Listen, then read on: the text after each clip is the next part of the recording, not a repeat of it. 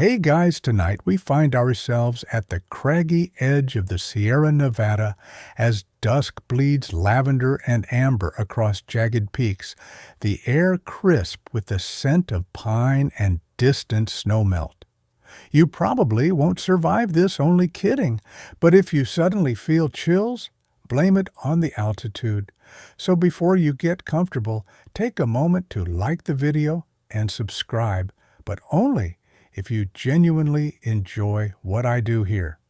While you're at it, drop your location and the local time in the comments so we can compare. Are you sipping chamomile in London at 10 p.m. or is it 3 a.m. for you? Night owls in Tokyo. Now dim the lights, maybe turn on a fan for that soft background hum, and let's ease into tonight's journey together. You step off the battered shuttle bus onto a rocky plain dotted with brittle sagebrush. A cool breeze nudges you toward the yawning canyon ahead, and the last rays of sun slip behind crags so tall they seem to pierce the sky. As you inhale, the pine needles crackle underfoot. You taste the faint tang of mineral-rich mountain water seeping from a hidden spring. Somewhere up there, a pair of golden eagles circled earlier, an everyday sight in these parts, since President Lincoln established the Sierra Nevada reserves in 1864. Historians still argue whether that act truly saved hundreds of square miles of forest or merely delayed inevitable mining expansion, but the protocols set then linger in park policies today. A glitch of modern absurdity sweeps through your mind. You half expect a drone crew filming an eco-documentary to swoop low. But nocturnal wildlife here outsmarts most electronics. You heft your pack, feeling the comforting weight of a flask of hot tea, a flashlight, and a battered paperback about Pacific Crest Trail legends, because of course, you bring bedtime reading on a potential ghost hunt. You chuckle at your own ridiculous practicality. Your hiking boots sink into gravel as you inch toward a driftwood sign that reads, "Gold Mine Trailhead 4 miles." The carved letters are so weathered they resemble ancient runes. Moonlight has barely touched this sign, hinting that someone, perhaps a century ago, painted the letters in red ochre to guide weary prospectors.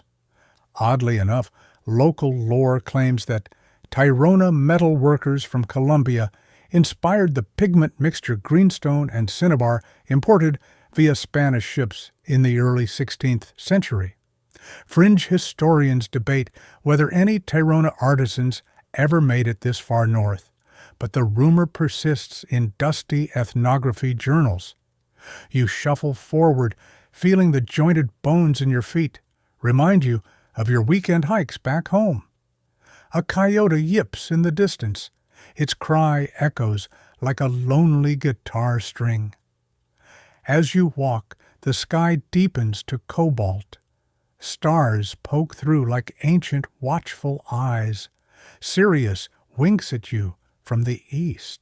At this elevation, the arc of the Milky Way feels close enough to graze. You can taste the cold air as it tickles your throat, carrying hints of wild mint. Your flashlight cuts a narrow beam, illuminating patches of quartz embedded in boulders, nature's glitter, telling unwitting travelers they're on the right track. A few hundred yards along the trail, you pass a rusted mining pick leaning against a shattered cabin wall. Its handle is splintered wood, swollen from moisture. The metal head still glints in the dim light.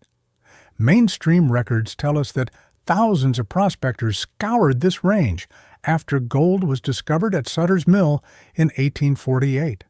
In fact, the first documented gold specimen from the Sierra Nevada appeared in January 1849, sparking a deafening rush of 49ers heading north.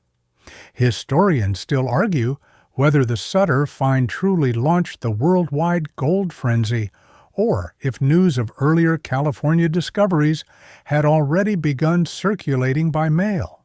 But officially, that lump of gold changed everything. Prospectors poured in like locusts. The cabin you passed probably housed one small lone miner or a pair working a narrow vein. Lanterns once hung from the rafters here, and you imagine that their soft glow danced across dust-coated floorboards at dawn. You'd love to crack the cabin door, but it's sealed shut by the pressure of centuries of frozen winters. A single window gapes like an empty eye socket, and you catch a wisp of cold air that chills your fingers when you brush the frame. You step around the cabin, careful not to disturb a scuttling chipmunk that retreats into a knothole. One fringe tale says local wood rats collected old miners' buttons and cigar butts to fashion tiny scarecrows, small sentinels to keep away restless spirits. Whether you believe that or chalk it up to folk humor, it's certain that miners of the 19th century faced eerie nights below ground, and some carved talismans from shards of metal to ward off bad fortune. Remember that when we head deeper. You follow a switchback path that winds through lodgepole pines. Their needles rustle overhead like distant applause.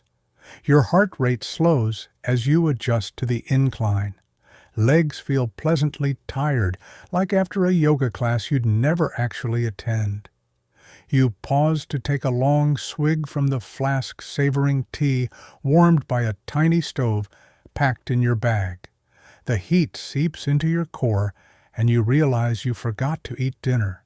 Typical. But hunger's a good distraction from the creeping thought. What if those stories of ghostly Tayrona miners aren't completely unfounded? Weirdly specific tales circulate about phantom shapes wielding pickaxes under underground lamps that swung on ropes, lamps that burned with an otherworldly green flame. Fringe metallurgists claim Tayrona gold alloyed with traces of platinum reacts differently to oxygen at altitude and might glow faintly in darkness. Scholars still debate whether any of those metal workers ever traveled beyond the Caribbean coast, and whether a handful of their descendants later joined California's 1850s gold camps. Your mind drifts to the cabin silhouette behind you. The pines thicken ahead, and you hear the distant sound of rushing water, likely a high-altitude spring or runoff channel. You veer slightly off-trail to snap a quick photo of glacial strata, layered in the exposed rock face, a dull pink stripe of granite telling a story of volcanic upheaval tens of millions of years ago. You might post it later to your social feed with a hashtag like Hitchhike a Lost Gold Trail or Haunted Mountains. But for now, it serves as a reminder time here is measured differently. You trek onward, headlamp flickering as branches arc overhead. Each step muffles in a carpet of needles. The only rhythmic punctuation is your breathing. A pair of owls hoot in tandem as you crest a small rise. Below, you catch your first glimpse of the mine entrance, a gaping, boarded-up portal framed by timbers, blackened as if by fire, or maybe just endless rain and snow. The crude wooden braces still bear faint notches and iron clamps. Rusted rails jut from the ground, leading into the dark maw like a skeletal spine. You slow your pace, senses tingling. The temperature drops suddenly, and you feel a whisper of wind, though no breeze should reach this far into the canyon. It's one of those classic moments where you half expect phantom miners' lanterns to bob into view. Modern hikers sometimes leave tiny LED candles at the entrance, claiming they're gifts to lost souls. Skeptics argue the flickers are nothing but passing headlights from distant campsites.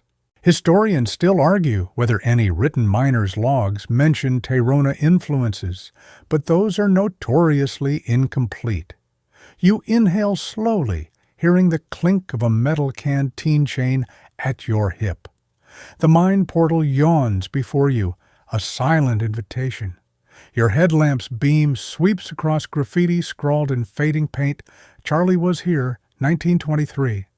Below, someone sketched a crudely smiling skull with a machete crossed beneath it, more recent maybe, from adventurous teens exploring after dusk. You climb onto a nearby boulder and peer in. Darkness seems to gulp the light, but you swear you see a faint green luminescence flicker in the depths just for a moment. You blink, it's gone. You wonder if it's your imagination or an actual glow from mineral deposits inside. Scholars still argue whether serpentine veins in these mountains can refract light to appear luminescent, but anecdotal accounts persist. You remind yourself gentle pacing, soothing cadence, no jumping at shadows. After all, you're here to relax and drift off into a mildly unnerving slumber. The winding path back to camp is just a few steps away, but that portal pulls you forward, curiosity tussling with caution. You run a finger over the iron clamp on one timber. It's pitted and rough. A cool draft issues from inside, carrying whispers that might be the mountain wind or something else. You meet your own reflection in the glossy finish of the metal. It looks back exhausted and eager. You turn telling yourself to save this deep dive for tomorrow's exploration. Tonight, the Sierra Nevada waits patient and vast. You pause by the mine portal's gaping maw and let your thoughts drift back to the feverish weeks of 1848 when James W. Marshall first spotted gold flecks in the South Fork of the American River. You can almost feel yourself there, sunburned faces, squinting at the glittering nuggets, dust swirling into the air like a perpetual haze of ambition. Prospectors poured into these foothills in waves so thick that at one point the local native Miwok people likened the influx to a swarm of locusts devouring every resource in sight. Historians still argue whether Marshall's news traveled faster by newspaper or by word of mouth in saloons. But officially, on January 24th, 1848, the world changed forever. You imagine yourself panning in a shallow river water, lapping gently at your knees, with the scent of pine and earth so strong it clings to your clothes. Mainstream sources note that within a year, nearly 100,000 49ers had flooded into California, transforming sleepy trading posts into bustling mining towns overnight. In our modern age, it's almost comical to think these prospectors relied on creaky mule trains and hand-drawn wagons, not GPS or Google Maps. One light joke drifts in, you'd get hopelessly lost today without your smartphone, whereas back then they only had a battered pocket compass and a dream. You step closer to the mine entrance, ignoring the cobwebs that drift in the flashlight's beam. Up on the ride over, your shuttle driver mentioned a lesser-known fact before Marshall, a Spanish explorer named Don Francisco López de Bustamante, reportedly found gold in these hills in 1823, but Spanish colonial authorities discouraged publicizing it, fearing chaos in their territory. Most textbooks skip over that, but fringe historians sometimes whisper about that earlier discovery, as if, for them, a juicy secret adds an extra shimmer to the story. Scholars still debate whether López de Bustamante's claim was anything more than a footnote, or even a misinterpretation of local indigenous copper glitter. A breeze creeps through the portal, and you shiver, remembering the fan you mentioned. You laugh softly at your own contradiction, complaining about cold at high altitude when just a section ago you traded a sweltering city night for these crisp mountain airs. The pick of the fringe detail, there's a rumor that during those early days, a few miners channeled Tayrona metalworking techniques. How cool is that? They allegedly used a rudimentary method to alloy gold with platinum, creating tiny, near-indestructible nuggets. And mainstream mining lore, though these super nuggets rarely surface in records. Local legend says one such nugget melted down later to craft a Masonic lodge's ceremonial gauntlet. Scholars still argue whether any Tayrona artisans ever truly shared their secrets with Californian prospectors, or if it's simply a hyper-local campfire tale. You brush a lock of hair from your face as you peer deeper into the shaft. Darkness seems thicker here, almost velvety. You lean in, imagining the clang of picks striking quartz, the steady drip of water echoing through tunnels. For the 49ers, panning was just the beginning. Soon they were blasting with black powder, chiseling through granite walls in search of deeper veins. That black powder aroma, sulfur, and smoke would have stung their nostrils whenever they set charges. You can almost smell it now, like the faint hint of a campfire that long ago fizzled out. As you descend slowly into the entrance, your footsteps emit a hollow thud on wooden planks. You recall the cabin's splintered pick leaning against that wall at the trailhead. Here, tools lie scattered on a makeshift ledge. A battered pan rests next to a dented lantern. You lift the lantern gently, pulling its rusted latch. Inside lies a small, partially intact candle stub, the wax-stained green, just like that supposed Tayrona alloy glow. Quirky, right. It suggests someone long after the original miners tried to recreate that otherworldly green flame, perhaps mixing in traces of copper sulfate to achieve the hue. Of course, skeptics would note that brass lanterns often cast a greenish tint when the metal oxidizes. Historians still argue whether that specific trick was truly practiced by miners here, or if it's just a fanciful recreation by modern ghost tourism entrepreneurs. Your boots crunch on gravel as you inch forward, focusing on keeping your heartbeat steady. You're aware that if anything emerges from the darkness, be it a raccoon searching for insects or an unexpected visitor of a more spectral sort, you'd probably feel it before you see it. You run your fingers over a mining ledger tossed on a crate, the faded ink spells, names like William H. Sawyer and Beatrice Callahan, scribbled in 1849. Mainstream accounts record that Sawyer snapped up a notable claim near Sawmill Ridge, earning him enough gold to buy a stylish top hat, an eccentric choice for a miner. Yes, but apparently he wore it everywhere, even on rough-hewn trails. That image makes you smirk a man in a wobbly top hat trudging uphill to stave off frostbite. You tuck the ledger back gently, careful not to disturb too much. A soft echo drifts from further inside, perhaps the wind, or maybe distant water dripping off exposed rock. You swallow your tongue dry and take another long pull from your flask. The hot tea burns your throat in a comforting way, like a warm handshake. You think about how prospectors subjectively describe the rush of discovering gold. One miner wrote in his diary, "When that yellow glitter caught my gaze, I felt as though the sun had fallen into my pan." That colorful metaphor ended up in some mining journals by 1850 mainstream accounts that continue to shape how we imagine those early days. Historians still argue whether such poetic flourishes represent the average miner's reaction, or if diary keepers deliberately romanticized their finds for fame. A sudden squeak of metal on wood breaks through your reverie. You turn to see a rusty wheelbarrow half buried in detritus. You imagine an overworked miner heaving gravel out of the tunnel. Back then, they likely filled barrows and pulled them on crude wooden tracks, precarious enough that spills were common.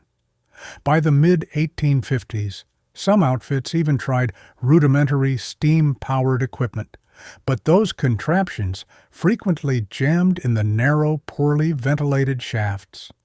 Fringe accounts mention a miner nicknamed Steam Billy, who insisted his rig could double as a makeshift heater on cold nights, a tall tale surely, but one that's still recounted around local campfires. Scholars still debate whether such early steam attempts were widespread or isolated eccentric experiments. You move past the wheelbarrow, treading carefully on uneven ground. The tunnel walls here are streaked with quartz veins that glint faintly under your light, like a galaxy of stars embedded in solid rock. You crouch to run your hand along a quartz seam. It's cold and smooth. This immediate tactile detail feels grounding, reminding you that real people, exhausted, hungry men and women, touched every rock you now see. One mainstream fact worth noting is that women, though fewer in number, did participate in the gold rush dressing, as men sometimes to avoid prejudice. Some cooked meals for miners, managed boarding houses, or even operated their own small mines. It wasn't all pickaxes and brothels. Women shaped these boomtowns as much as the men did. As your headlamp bobs, you hear a faint scraping ahead, someone or something dragging against the stone floor. Your pulse quickens. You recall the rumor of cursed ore that some miners scooped up, believing if they touched gold in a certain cave chamber, a phantom Tayrona miner would follow them home in the form of flickering shadows. Fringe lore asserts these shadows sneak into dreams, urging their owners to return the ore or suffer misfortune. You let out a soft exhale. Misfortune is a bit dramatic when all you risk is a sleepless night, but still no one wants shadowy tap dancers haunting their sleep. Scholars still argue whether any credible accounts of such curses exist, or if these tales were pure entertainment for miners belly-laughing around campfires. You edge deeper, the tunnel narrowing until you must turn sideways. The beam of your flashlight slices through the gloom, catching a wet patch on the ground. Water drips at a measured pace, creating tiny ripples where it collects in a shallow puddle like a miniature pond. That constant drip reminds you of something your grandmother once said: drip by drip tales accumulate. A light joke surfaces. If this tunnel had a comment section, it would be full of dripping emojis. Moving on, you reach a small alcove where a crumpled newspaper clipping from 1852 lies half buried. You blow off a layer of dust to read a headline proclaiming bold bandits steal golden nuggets by night. They claimed masked thieves tunneled beneath the town of Colombia to extract gold under miners' feet. Mainstream historians note there were indeed reports of bandit gangs, but whether they used elaborate subterranean passages or just snuck into cabins at midnight is debated. Some fringe sources even allege the bandits received help from local Yokut tribe members who navigated the terrain expertly. Historians still argue whether these golden robbers were real or largely mythologized to scare newcomers. The air grows colder as you inch further. Your breath puffs out in small clouds. That microclimate shift, below-ground chill, makes your scalp tingle, goosebumps rising on your arms.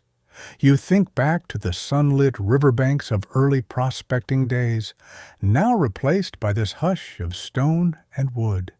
Here, Each drop of water, each distant echo, and each glimmer of reflective quartz holds a fragment of those fevered, hope-chasing days. It's as if you're walking through layered time, golden fever overhead. Dusty, panning rivers there and now, the subterranean hush of this forgotten mine. You pause in a slightly wider chamber where old timbers crossbar the ceiling. The walls here are charred a shade darker, as though someone long ago inadvertently sparked a small fire.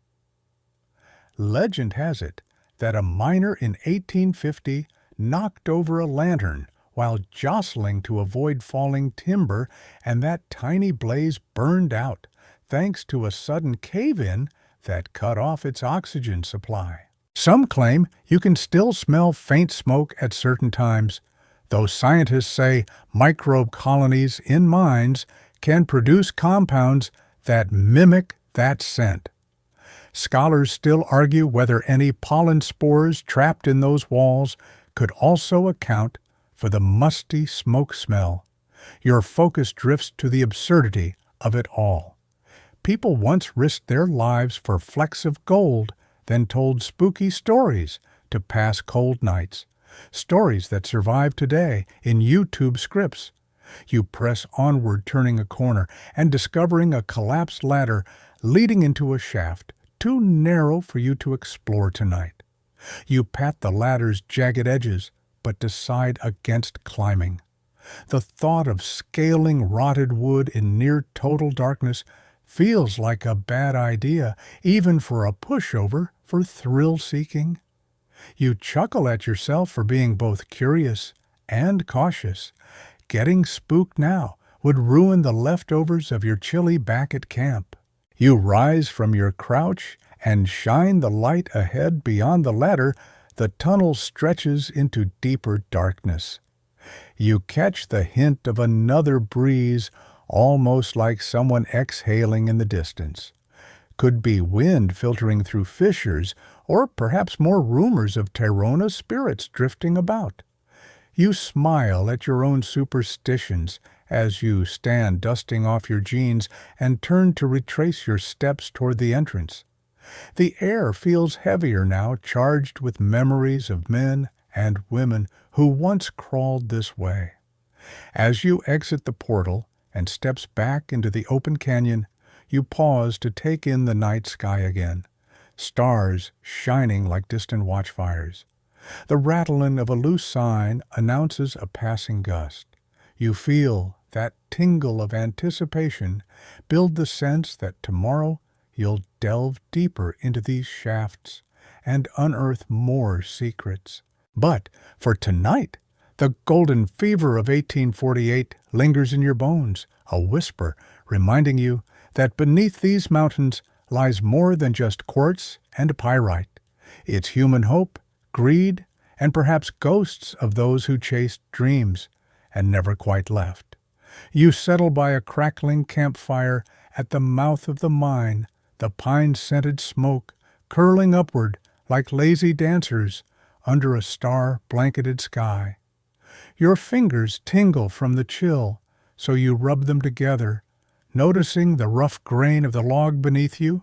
As you exhale, your hot breath mingles with the campfire's scent, a cozy reminder that you're here by choice, and not because someone dared you to spend the night inside an abandoned gold mine. You poke at a glowing ember with a stick, watching it flare, and then reseed and think back to half a world away, the Tayrona civilization of northern Colombia. Mainstream history tells us that the Tayrona flourishing around 200 AD to 1600 AD were masterful goldsmiths. They crafted exquisitely detailed votive offerings, pendants and figurines, gold pieces, so fine that some scholars believe Tayrona metallurgists used an early form of lost wax casting that rivaled techniques in pre-Columbian Mesoamerica. You imagine a Tayrona artisan hunched over a small, dimly lit workshop, mixing gold dust with beeswax eyes, narrowed in concentration. Historians still argue whether their gold work influenced neighboring cultures or developed independently, but what's certain is that the Tayrona left a legacy of shimmering artifacts discovered centuries later in burial mounds along the Sierra Nevada de Santa Marta.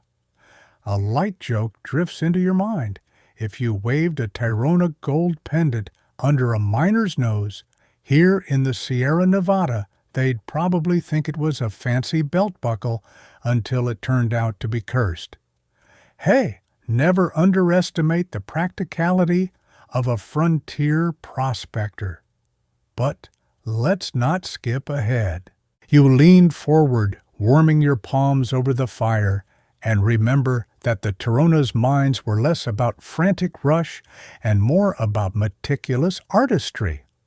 While Spanish conquistadors arrived in the early 1500s, dazzled by rumors of El Dorado to the south, they encountered Tayrona villagers who steered them away from sacred sites. Fringe lore even claims that a few Tayrona smiths slipped onto Spanish galleons bound for Panama, stowing away among cacao sacks. Some fringe historians insist that those smiths eventually journeyed northward, settling temporarily along early Panamanian trade routes, and whispers say one small Tayrona contingent even reached the Gulf of California before heading east. Scholars still argue whether any of these metalworkers made it as far as California's gold fields, or if it's just gold-dusted gossip sparked by modern treasure hunters. You lean back against your pack, listening to the fire crackle. A breeze rustles the lodgepole pines, and through the rustling needles you think you hear faint drumming like a relic of a Tayrona ceremony calling across centuries. You squint, half expecting a ghostly procession of metalworkers in feathered headdresses to emerge, but it's just the wind playing tricks on your ears. Still, locals claim that the Tayrona smiths had a ritual involving chanting around heated crucibles to appease mountain spirits, a practice believed to ensure gold's purity. In fact, it's said that they used a mixture of gold and platinum group metals to create an alloy that would shimmer in candlelight. A quirky tidbit fringe metallurgists argue Tayrona artisans discovered how to blend tiny bits of platinum, centuries before Europeans even knew the metal existed. Historians still argue whether those methods were lost during the Spanish conquest or deliberately concealed to protect their art. You reach over to your flask and take a long sip of tepid tea, burn the roof of your mouth a bit, but it's worth it for the caffeine kick. A light joke bubbles up. Nothing says authentic frontier experience like burning your tongue on bedtime tea. You swallow, reminding yourself that actual Tayrona workshops would have smelled of molten metal beeswax and smoke quite different from your pine-scented campsite aroma. The contrast makes you grin. Yet it's that very smell of smoke here that tethers you to those distant smiths, as if the whisper of flame stretches across continents. Your gaze drifts to a battered field guide on Amerindian metallurgy lying beside you. You flip it open to a page illustrating a Tayrona frog-shaped pendant, its intricate loops making it look alive. One passage casually notes that some of these pendants have turned up in riverbeds 500 miles from known Tayrona sites, sparking debate about early trade routes. Historians still argue whether these pendants traveled through barter among indigenous tribes or via secret coastal channels unknown to Europeans. You raise an eyebrow. Imagine an 800-year-old frog amulet slipping through the currents into a miner's pan here in California. That mental image alone is worth a raised eyebrow and a sarcastic, "sure, why not?" You lean over and poke at a half-buried stone just beyond the firelight. It's a chunk of serpentine you recognize, commonly found in California's Sierra Nevada bedrock. Fringe stories claim serpentine was sacred to the Tayrona, used to line their smithing pits. Supposedly, they believed its green hue embodied the essence of the mountain spirits, drawing blessings for their metalwork. Some modern spiritualists even hold serpentine to be a stone of compassion, but you suspect most of that is New Age appropriation. Yet, you can't deny that standing here in a land with some geological overlap, seeing greenish stone in your fingertips kindles your imagination. Scholars still argue whether serpentine truly held ritual importance to the Tayrona or if that's just extrapolation from Mesoamerican practices. A distant hoot startles you, an owl plunging into the midnight air. You jump splash a bit of tea onto the ground and laugh at yourself. At least the rabbit-sized scorch mark on the dirt will be untraceable by morning.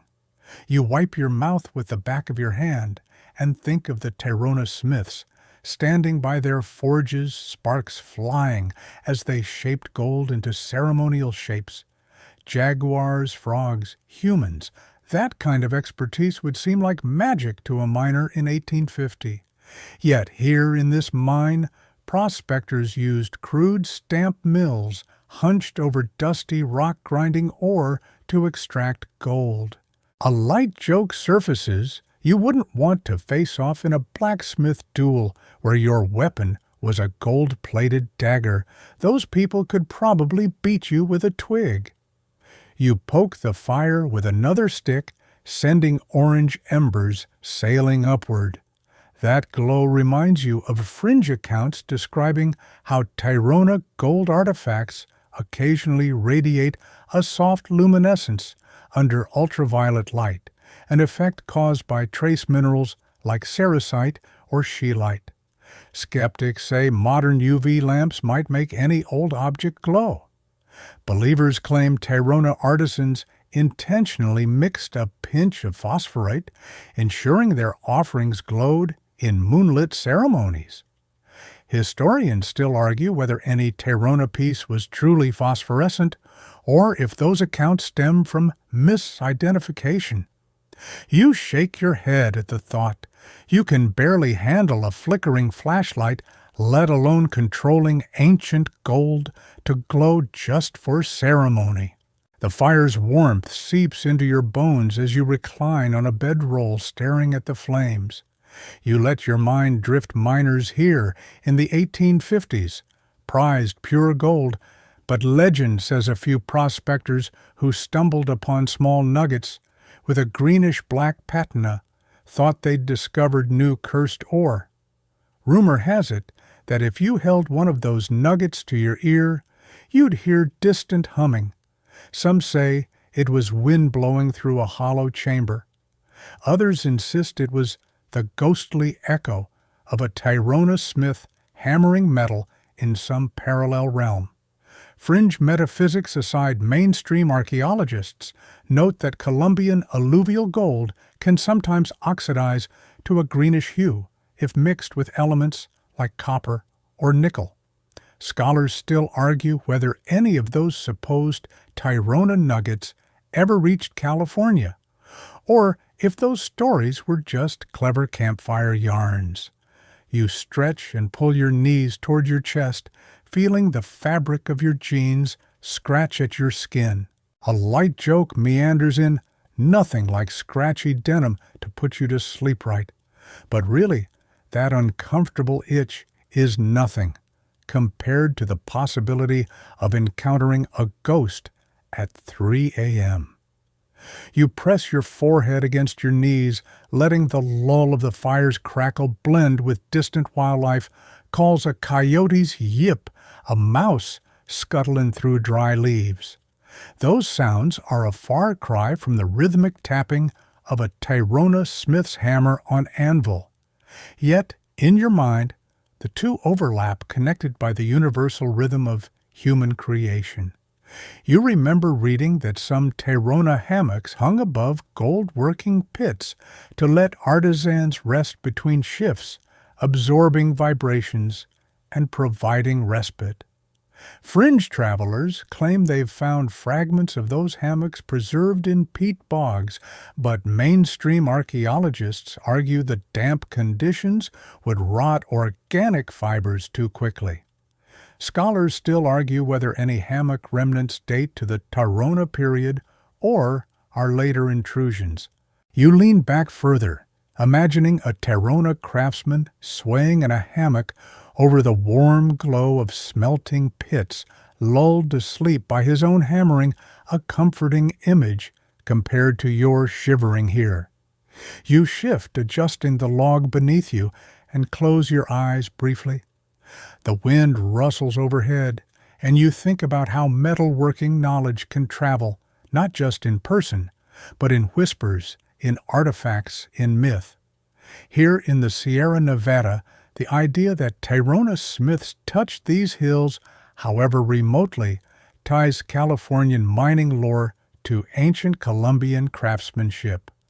Whether those whispers are fact fiction or something in between, they give you goosebumps, in a good way, of course. A light joke surfaces if a Tayrona ghost shows up now and demands tribute in gold dust. You hope it's not too picky about carats. Your eyes flutter open as a loose ember sparks upward and dies in the night air. You sip your tea one last time, savoring the bitter comfort. The fire crackles behind you, and you let the rhythmic pop-pop-pop soothe you. You feel rooted here, connected to centuries of miners and smiths, both real and imagined. The wind shifts, carrying a faint pinprick of something metallic, almost like the scent of heated gold. You inhale deeply, letting that subtle aroma settle in your chest. Historians still argue whether olfactory memory can truly transport us to another time. But right now, you feel as though you're sitting in a Tayrona workshop, hunched over a crucible. You stretch one arm toward the fire and tap the log. The wood responds with a hollow knock like a resonant drum. You realize you're dozing asleep right here by the portal, risking the chance of tumbling backward into rocky ground, yet the idea of moving feels too disruptive. So you lie down, letting the earth cradle you. The Milky Way arcs overhead, whispering promises of more stories to come. Stories of shafts and specters and smiths. As your eyelids flutter closed, you hear the fire's last pop and a distant owl's solitary hoot. In that moment, you're not sure if the Tayrona's ghostly hammer still echoes down these veins, or if it's just your own imagination. Either way, you drift off, cradled by the mountain's pulse and the echoes of gold. You jerk awake to the faintest flicker of light, dancing on the tunnel walls like a restless moth caught in an unseen lamplight. Your heart flutters for a moment. You wonder if you dozed off and dreamt that Tayrona glow. You sit up slowly, brushing pine needles from your hair, and take a deep breath of cold, musty air. The campfire you left smoldering has almost died.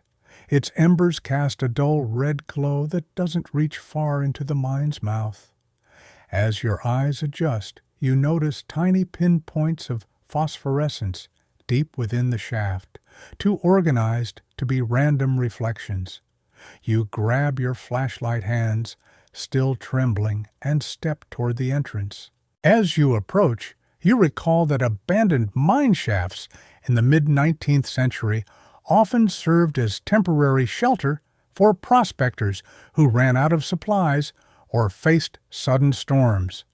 One mainstream fact: between 1850 and 1859, California's mining districts reported over 1,000 documented fatalities, many from tunnel collapses or sudden floods. Historians still argue whether the lack of safety regulations or simple inexperience caused more deaths, but one thing's certain, mining was a gamble in more ways than one. You inhale sharply, smelling the lingering scent of smoke and pine from the dying fire mingling with that faint underground dampness.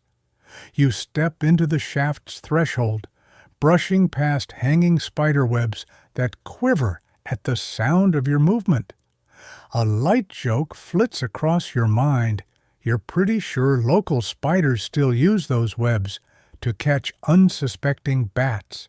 You shiver and remind yourself that bats here carry little more than crunchy wings and mosquito snacks, nothing supernatural.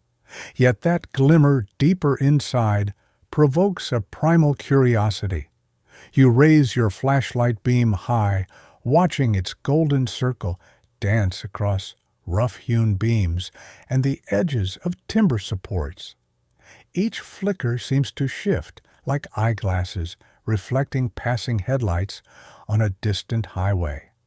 Your boots echo on the wooden floor as you descend the first few steps into the shaft. The temperature drops noticeably, goosebumps pop on your arms. You hear the faint drip of water, and the creak of aging timber sounds that once accompanied miners' picks as they struck flint for black powder charges. A quirky rumor surfaces some miners supposedly mixed Tayrona phosphorescent powder, if such a thing even existed, into their lantern fuel, to light deeper chambers without revealing their locations to claim-jumping rivals. Skeptics argue that no chemical analysis ever confirmed phosphorescent additives in mining lamp oil, but local folklore insists they saw flashes of green fire that defied explanation. Scholars still argue whether any authentic Tayrona luminescent compound could survive centuries in Californian caverns, or if the stories are purely imaginative.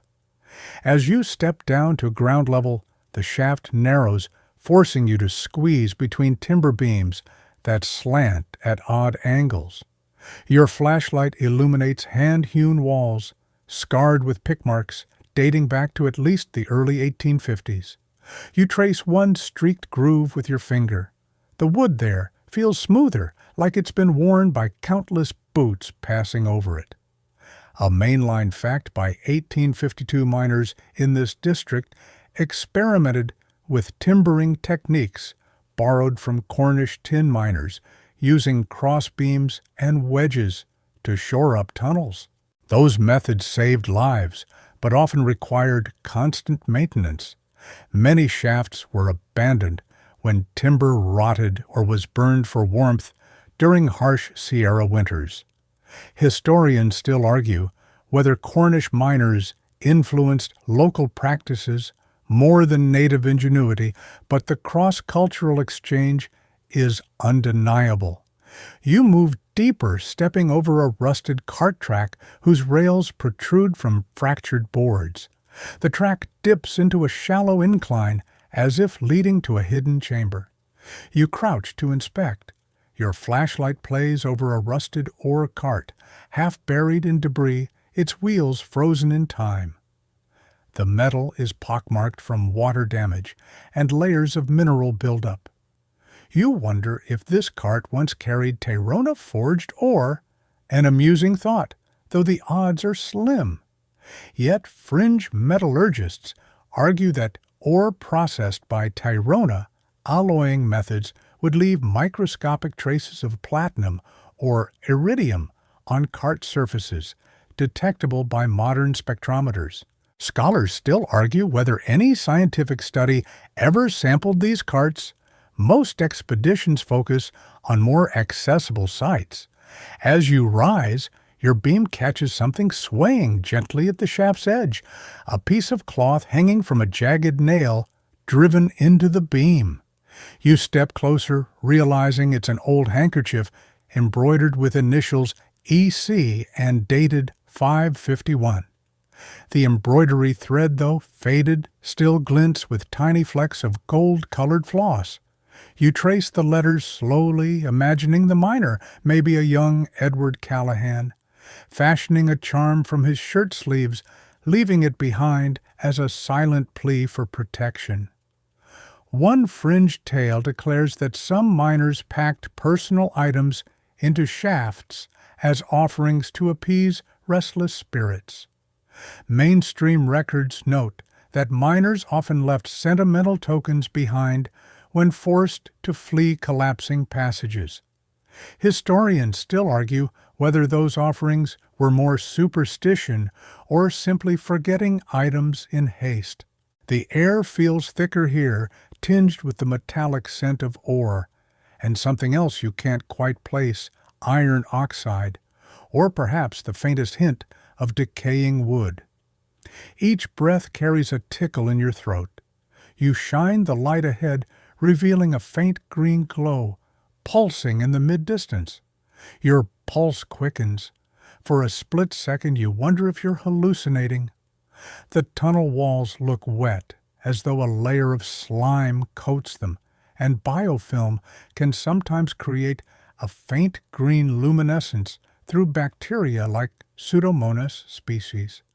Historians still argue whether bioluminescent microbes exist naturally in high-altitude mines, or if those populations were introduced by later explorers. You press forward another few feet and see debris scattered on the floor, old wooden crates, rusted pickaxes, and shards of broken lantern glass. You step over a slate notebook, its cover emblazoned with mine safety log in cursive. Thumbing it open, you see entries from 1851, April 3rd, timbers failing near shaft B. Repair needed. April 5, collapse at 2 p.m. Survivor, Robert Ginn. April 7th, residue of green flame observed in lower chamber.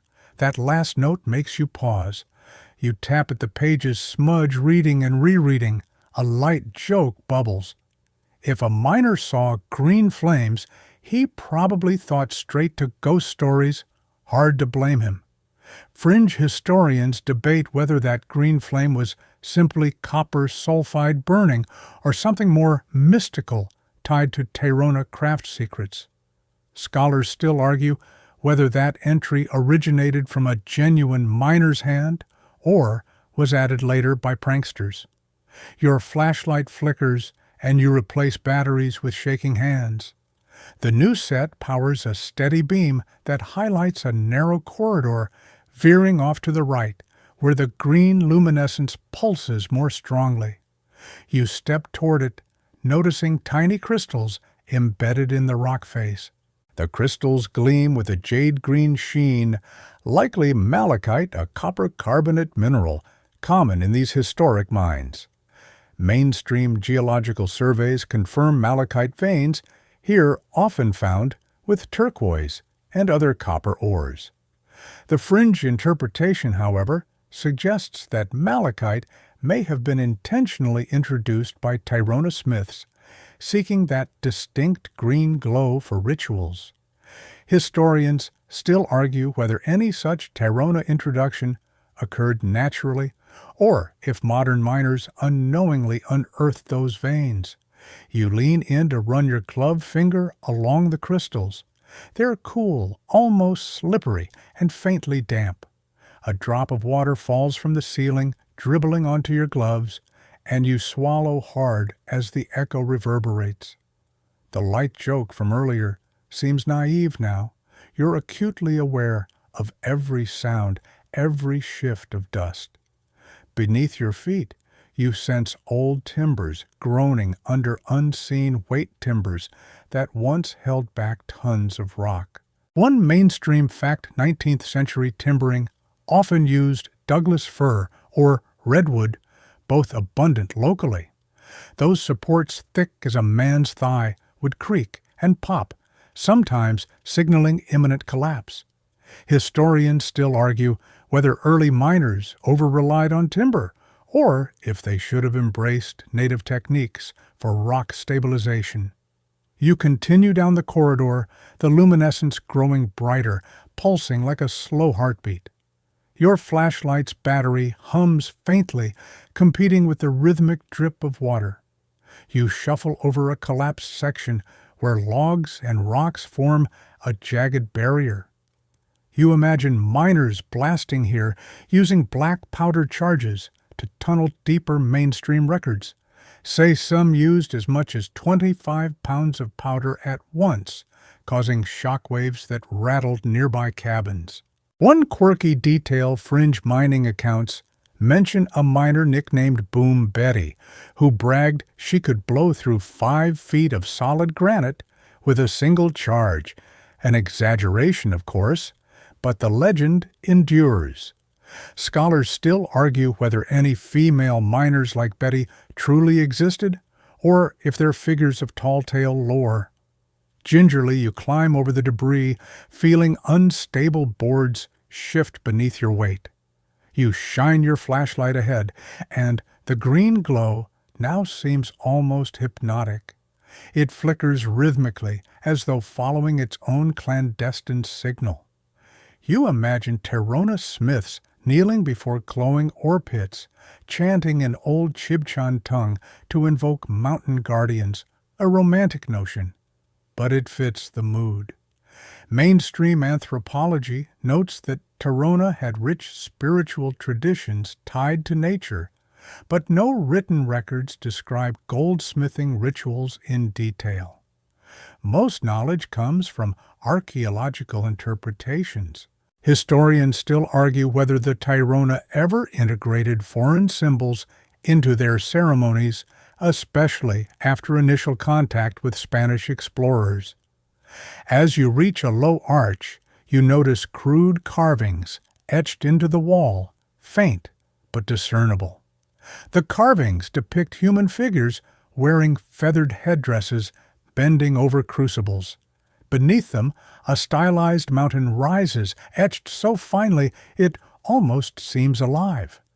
You crouch closer, flickering light casts dancing shadows on the carvings, breathing life into them. You trace a single figure's face. The expression is serene, almost melancholic.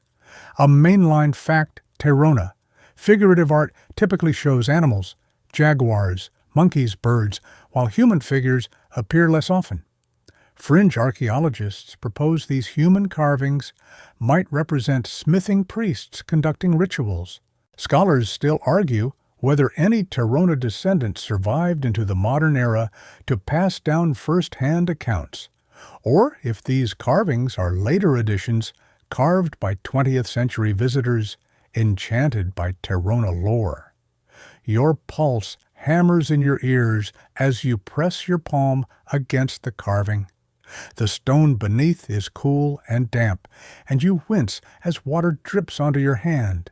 The dripping sound echoes like a slow drum, almost matching the pulsing luminescence ahead.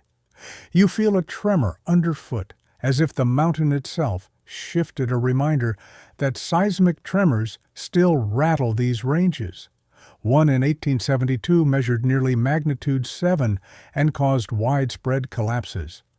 Historians still argue how much that quake reshaped these mining districts versus settlements further west, but its aftershocks would have rattled every shaft.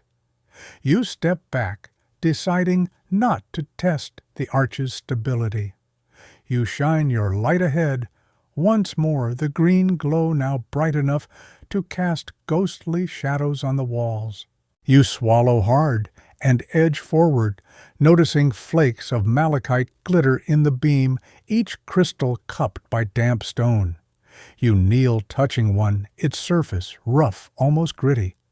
Those tiny crystals feel like secrets holding on to time, waiting to tell their story. A sudden sound, a soft metallic clang startles you. You jerk upright, scanning the darkness for movement. The echo lingers, like someone dropped a pickaxe, but it might just be shifting rock. You inhale slowly, letting your breath settle before exhaling. You remind yourself that modern spelunkers sometimes drop small tools, and wind can cause rocks to shift, creating eerie noises. Yet a fringe explanation suggests the clang might be a spectral Tayrona smith's hammer hitting an unseen anvil, an image both mesmerizing and disquieting. Historians still argue whether any documented miners' logs recounted such auditory phenomena, or if the stories emerged long after the mines were deserted.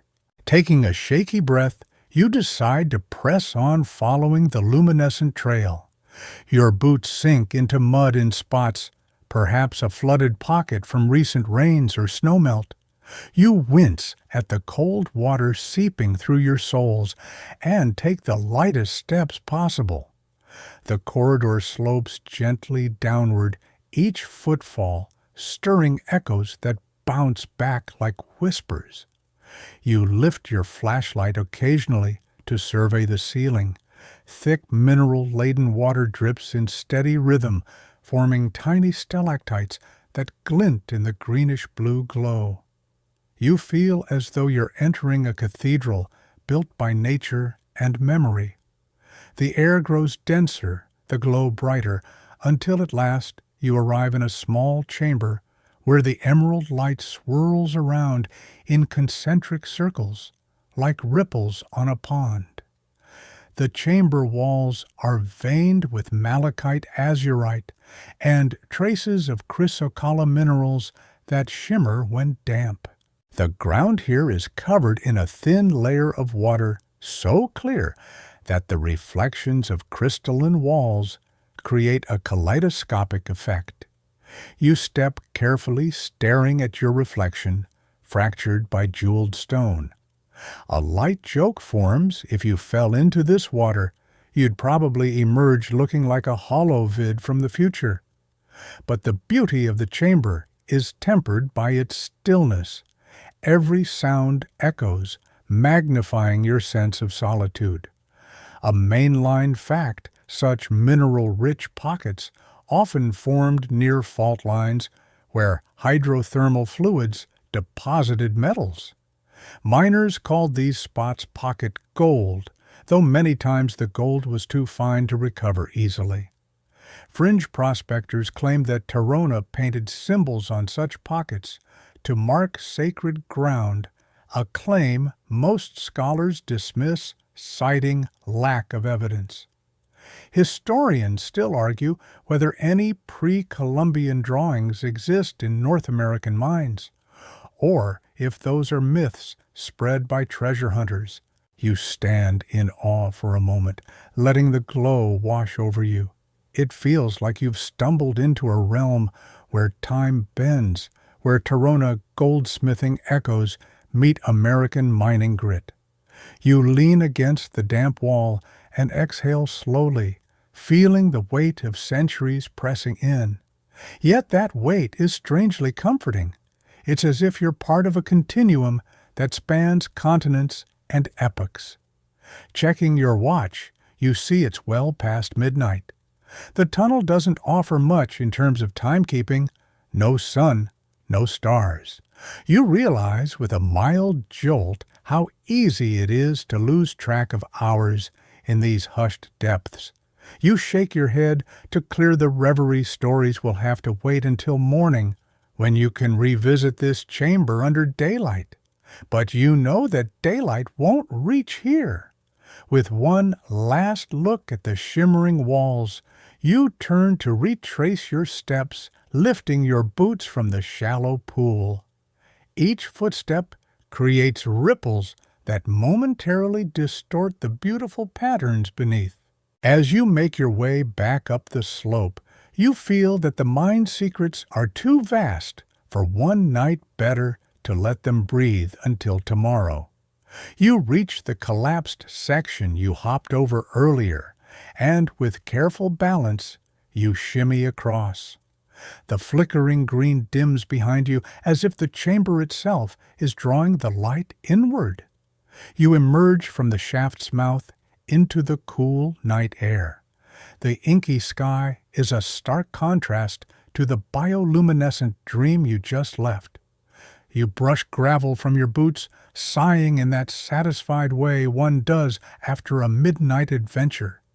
The campfire's embers glow faintly, and you feel the campbrand's dry warmth on your face. You stretch, looking up at the stars, knowing tomorrow you'll delve even deeper into these minds and their ghostly stories. But, for now, you let the night hold you cradled between the mountains and the memories you'll carry forward. Dawn's first light brushes the serrated peaks as you emerge from your bedroll, yawning against a sky streaked with rose and slate. You rub the grit from your eyes and feel the ache of cold stone still clinging to your bones.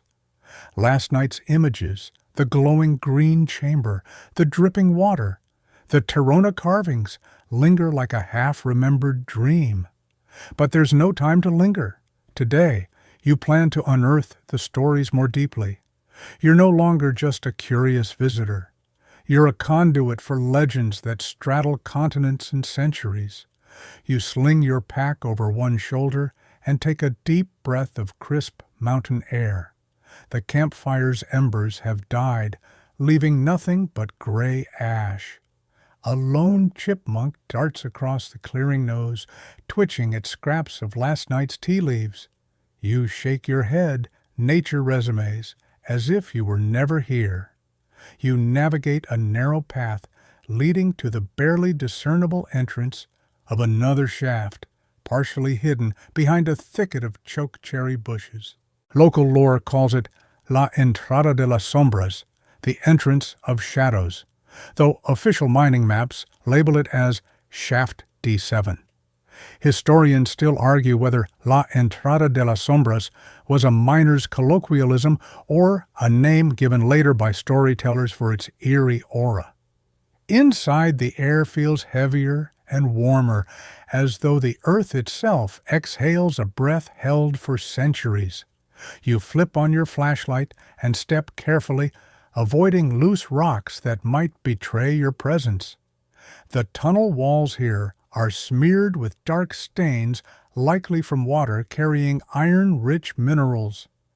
A mainstream fact by 1853 mining operations in this district employed hydraulic mining techniques to blast away entire hillsides, causing rampant erosion downstream and prompting one of California's first environmental lawsuits in 1884.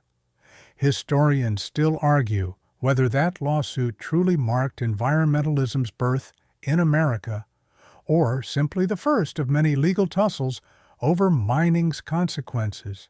A faint breeze wafts through the tunnel, carrying with it a whisper. Did you imagine that?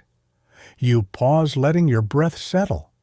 Footsteps sound distant, echoing as if someone stepping in muddy boots. You peer ahead, heart-thudding, but see only dark timber supports. Within this tight corridor, legends say the Tayrona ghost miners wander searching for lost gold or ensuring the purity of ore remains untainted. A quirky rumor goes that these phantoms bear small gold-forged talismans created by Tayrona artisans, which gleam faintly under moonlight. Fringe scholars suggest these talismans were designed to protect miners from collapsing shafts or malicious spirits, but mainstream historians dismiss them as fanciful additions to already colorful lore. Scholars still argue whether any authentic Tayrona talisman ever reached California, or if the rumor emerged solely from 19th century carnival barkers, entertaining thirsty patrons. You advance deeper each step, stirring echoes akin to whispered gossip. The beam of your flashlight cuts a swath through near total darkness, revealing a crude carving on one support beam, 3 figures with elongated heads holding hammers over an inverted triangle. You brush away dirt to expose a faint inscription, Los Guardianes, written in cursive that could date to the 1920s. Was it a miner tagging the wall, or a later addition by ghost tour operators hoping to attract thrill-seekers? You trace the letters with your finger. They feel etched into weathered wood and cold to the touch. Your pulse quickens when you notice a small indentation beneath the carving, a shallow niche. In the beam, housing a crudely shaped metal disc. You retrieve it gently and discover it's a talisman, a thin gold-plated disc about the size of a poker chip, etched with a stylized frog motif on one side and a crescent moon on the other. The metal feels surprisingly warm, as though retaining body heat from some invisible hand that placed it there. You brush chips of rust from the edge, revealing faint green patina in small crevices. Fringe metallurgists posit that Tayrona smiths sometimes applied a verdigris finish to talismans to signify spiritual protection. Mainstream experts counter that verdigris develops naturally when copper alloys oxidize, and any purposeful patination would require controlled treatment. Historians still argue whether this specific disc is authentic or if it's a clever reproduction planted by a local artisan to keep the lore alive. You slip the talisman into a small pouch in your bag for safekeeping. Your flashlight beam shivers over the tunnel floor, illuminating a scattering of rusty picks and a torn leather glove. Each artifact seems to embody a fragment of a miner's hope and fear. You imagine the hands that once clutched these tools feeling the same weight of ambition you sense now. A mainstream detail in 1854 mine production here peaked at nearly 50,000 ounces of gold, making these shafts a modest yet significant contributor to California's bounty. Historians still argue whether these yields justified the environmental costs or if the gold glint was worth the rivers turned to mud. You push onward until you reach a junction where 3 tunnels converge. A bracing chill encircles you, and the air smells faintly of damp earth and something metallic like coin rubbed against stone. You shine your light down each branch, attentive to every drip and distant gust. Local tradition states that lost mine shafts often possess moving shadows, silhouettes that appear against the rock face, vanish, then reappear elsewhere. Fringe storytellers claim these shadows are Tayrona ghosts searching for their missing talismans, but rationalists suggest shifting drafts and uneven surfaces create optical illusions. Scholars still argue whether eyewitness accounts of moving shadows stem from genuine supernatural events or are simply the result of prolonged time in low-light conditions. You choose the left fork, descending a gentle grade, where the greenish glow from mineral deposits intensifies. Each footstep seems to summon a hush, as though the mine itself holds its breath. Your mind drifts momentarily to the concept of orichalcum, a legendary metal mentioned by ancient writers said to rival gold in radiance. Fringe alchemists sometimes equate orichalcum with pre-Columbian silver-gold alloys, suggesting that if Tayrona smiths blended their gold with traces of platinum, such artifacts might have shone like a lost Atlantean treasure. Mainstream scholars dismiss orichalcum as mythic, a poetic device, rather than a real substance. Historians still argue whether any indigenous culture ever mastered an alloy worthy of that name, but the idea adds a poetic sheen to your expedition. The tunnel narrows again, and you crouch low, feeling the weight of the beams overhead. You shake out your back, aware of muscles you didn't know could ache. You reach a slightly wider chamber where the walls curve overhead like a cathedral's nave. In the faint green flicker of malachite-infused crystal veins, you see etched symbols that mirror those on the talisman you found. A stylized frog, a crescent moon, and a zigzag pattern suggesting water or lightning. You crouch and bring your palm to the stone, where the frog's eyes align with your fingertips. The rock feels slick, as though hundreds of years of contact from pilgrims real or phantasmal, have smoothed it to a gentle curve. A light joke surfaces. Perhaps these frogs once hopped off their metal pedestals to greet Tayrona smiths, but now they're stuck here for eternity. The thought makes you grin and eases the tension knotting your shoulders. Yet there's a solemnity to this place that resists levity. A mainstream fact, frogs and amphibians often symbolize fertility and transformation in Mesoamerican iconography, linking life and death, the material and the divine. Historians still argue whether the Tayrona adopted similar symbolism or maintained distinct beliefs, but the overlap is undeniable. You settle onto a flat stone slab at the chamber's center. The ground here is damp and littered with feathers, likely from birds that once nested in nearby crevices before the mine swallowed their habitats. As you sit, you notice inscriptions in fading ink on the slab names scribbled in looping cursive: C. McAllister, 1861, M. Rodriguez, 1873, L. Hernandez, 1902.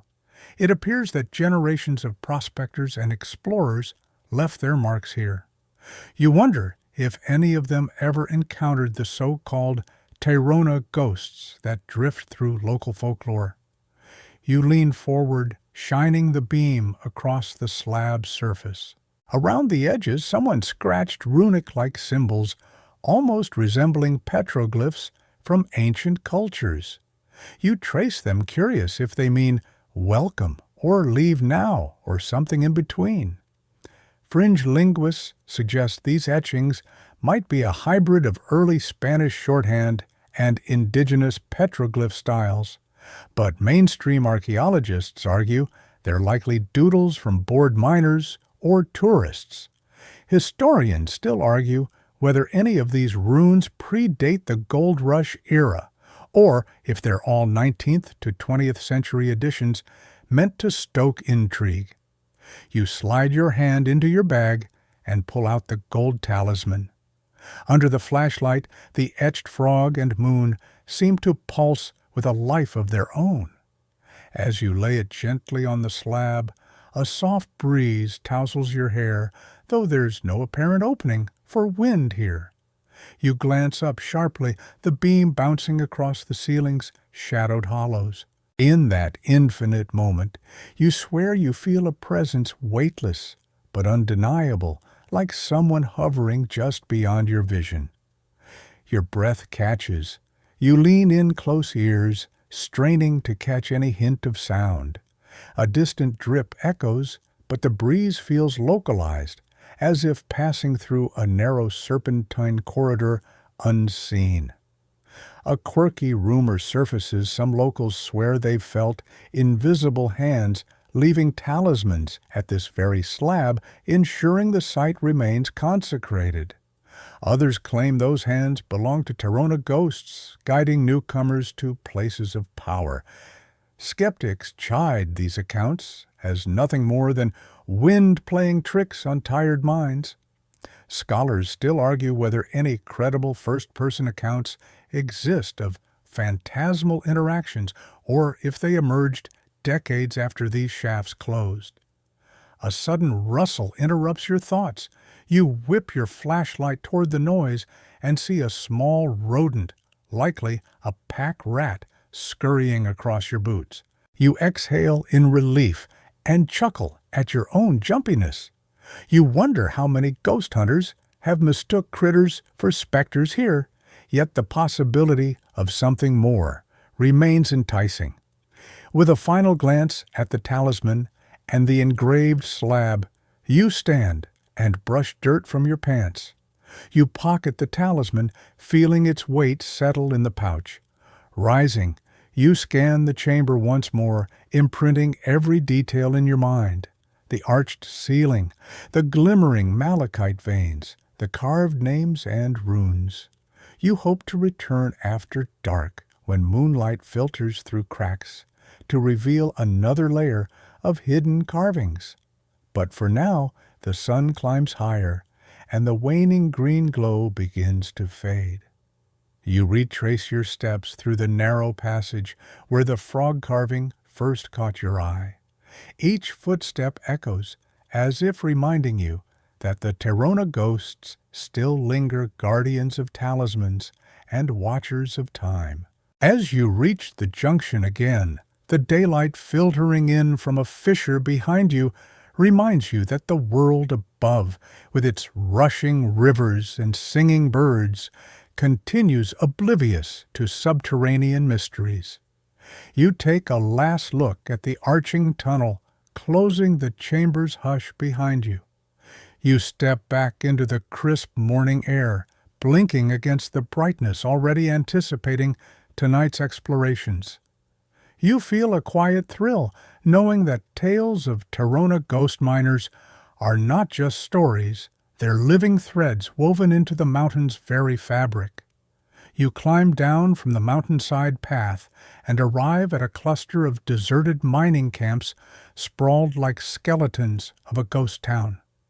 Weather-beaten cabins lean at odd angles, roofs collapsed and rusted wagon wheels lie half-buried in scrub.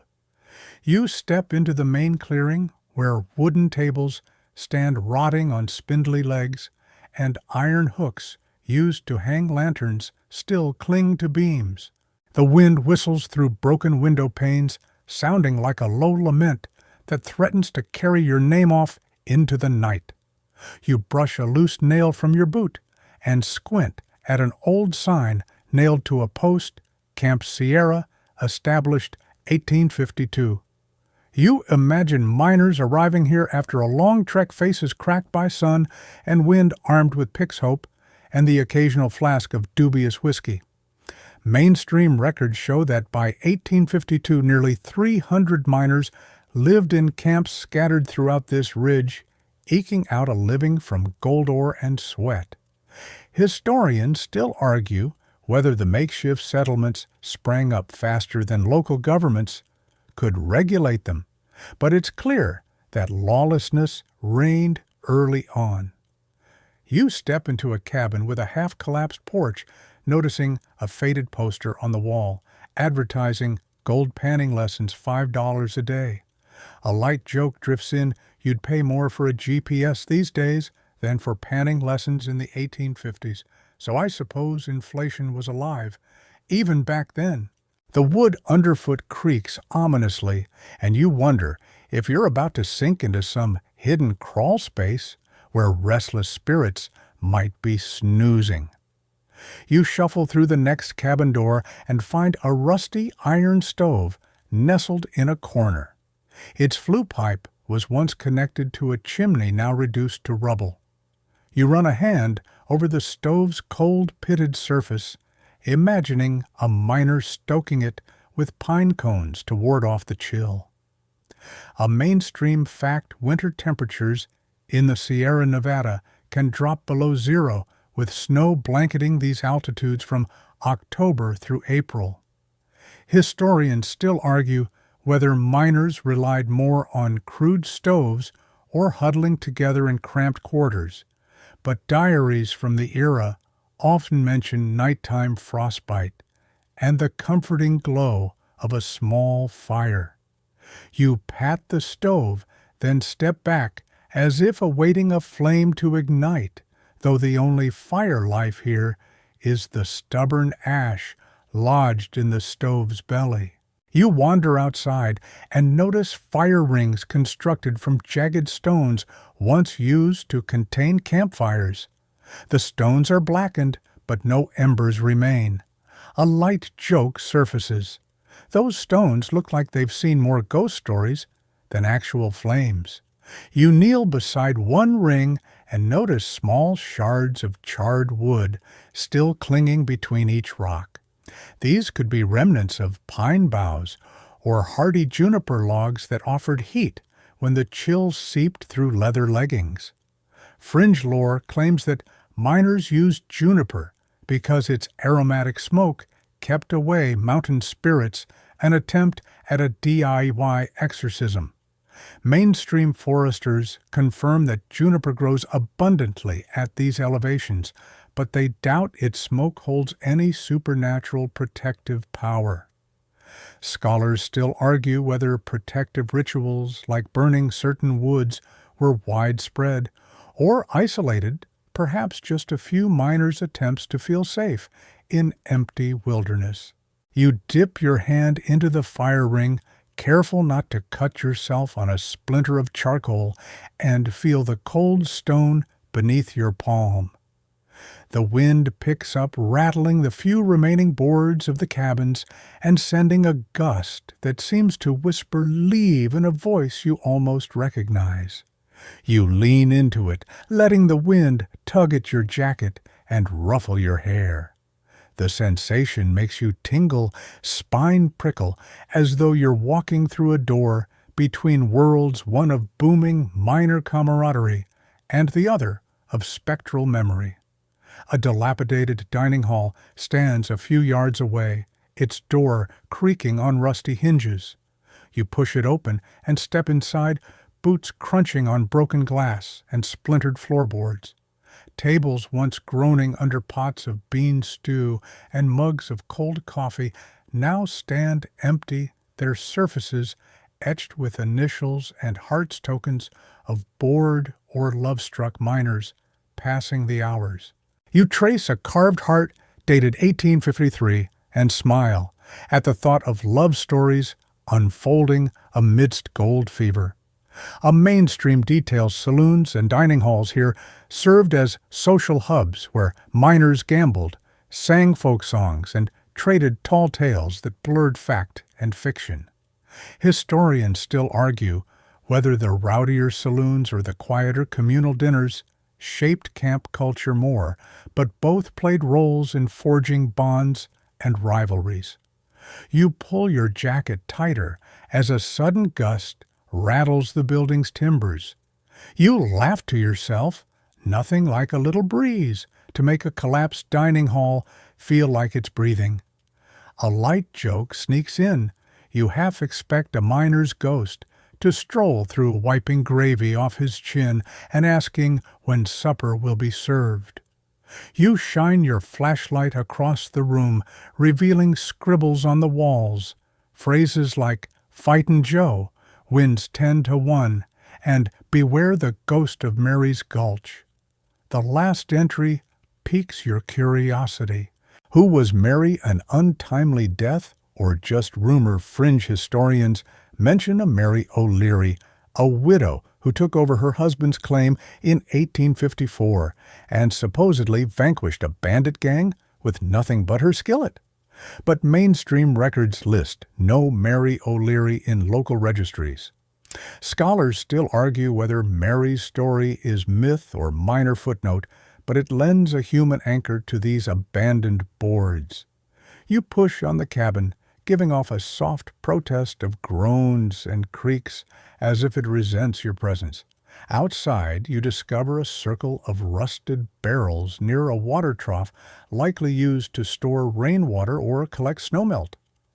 A mainstream fact: many camps rinsed gold-bearing sand in wooden sluices fed by mountain streams, but in drier seasons, they and their livestock relied on collapsed cisterns or barrels to gather precipitation. Historians still argue whether those primitive cisterns were more effective than even basic hydraulic channels, but the scarcity of water could turn a mining site into a death trap as surely as a collapsed shaft. You tiptoe around one barrel, noticing the faint sheen of old rust that catches the flashlight in places reflecting spots of moonlight that filter through gaps in the trees. A sudden whistling noise makes you jump, and you spin to see a broken wind chime, likely fashioned from tin cans, dangling from a beam. The breeze sets it clinking in a discordant rhythm like an off-key lullaby. You grin at yourself. It's oddly poetic, a rusted chime singing to the bones of miners gone by. A light joke surfaces. If wind chimes could critique your performance, this one would boo. You step forward, letting the chime's melody guide you to an old bunkhouse its frame sagging under the weight of snow and neglect. You push the door open, wincing as the boards whine in protest. Inside rows of bunks lie stacked too-high mattress frames, splintered by time. No cushions remain, only rotted straw and tattered blankets. A mainstream detail 19th century miners often slept in communal bunkhouses rented by the week for a small fee deducted from their pay. The bunks were bare wood with straw ticks, and some miners brought their own blankets if they valued warmth over thrift. Historians still argue whether communal sleeping quarters fostered camaraderie or kindled conflict among men forced into close quarters, but tales of fistfights over bedbugs persist in mining lore. You climb onto a lower bunk and let the wood groan beneath you, a reminder that it hasn't held weight like yours in decades. A light joke contours your thoughts. Nothing says rustic lodging quite like a mattress stuffed with turn-of-the-century rat droppings. You toss aside a matted clump of straw and spot a dented tin can half buried in the debris. You fish it out and open it with your flashlight's blade. Inside lie crusted remains of beans or something starchy. The idea that a miner might have eaten this for dinner makes you shudder, but you appreciate their grit. A mainstream fact, many miners survived on beans, hardtack, and salted pork, with occasional fresh bread if luck favored them. Historians still argue whether these sparse rations contributed more to disease outbreaks than unsanitary conditions, but scurvy, dysentery, and cholera were persistent companions. You lean back, letting your head rest against a rotted plank, and glare at the roof's gaping holes. You can almost imagine snowflakes drifting in if winter ever returned, tiny crystalline invasions on straw-strewn bunks. Fringe lore suggests that during blizzards, some miners improvised igloo-like shelters within these bunkhouses, using excess blankets and logs to seal cracks. Mainstream historians scoff at that, citing no documented instances. Yet you can't help but picture a frost-bitten miner surrounded by melting snow, keeping a loyal dog warm. Scholars still argue whether miners improvised such shelters or simply trudged to lower elevations to survive winter's bite. You push yourself off the bunk and walk outside, noticing how the rising sun now glints on broken glass and rusty metal, making the whole camp appear to shimmer with false promise. A light joke surfaces, sun or no sun. These camps remain perfectly rate-limited to zero occupancy. You scan the horizon for other clues here, a discarded boot, there, a children's toy rumored lost when a curious prospector's family visited on a rare victory tour. You approach a small corral near the cabins where dried grass tangles around weathered fence posts. A lone skeletal donkey yoke hangs on one post, its leather straps brittle and frayed. Mainstream sources show donkeys and mules were essential pack animals hauling ore buckets up steep grades. Historians still argue whether pack animals suffered more injuries or miners themselves, but accounts of precarious ledge trails where donkeys teetered have become legendary. You imagine the animal's last moments on a narrow path, hooves slipping on shale grim, but part of this rugged reality. You trail your fingers over a crossbeam where a miner scratched tally marks, counting days since his last pan of gold, 18 in total. You pity him. Gold fever is a fickle mistress.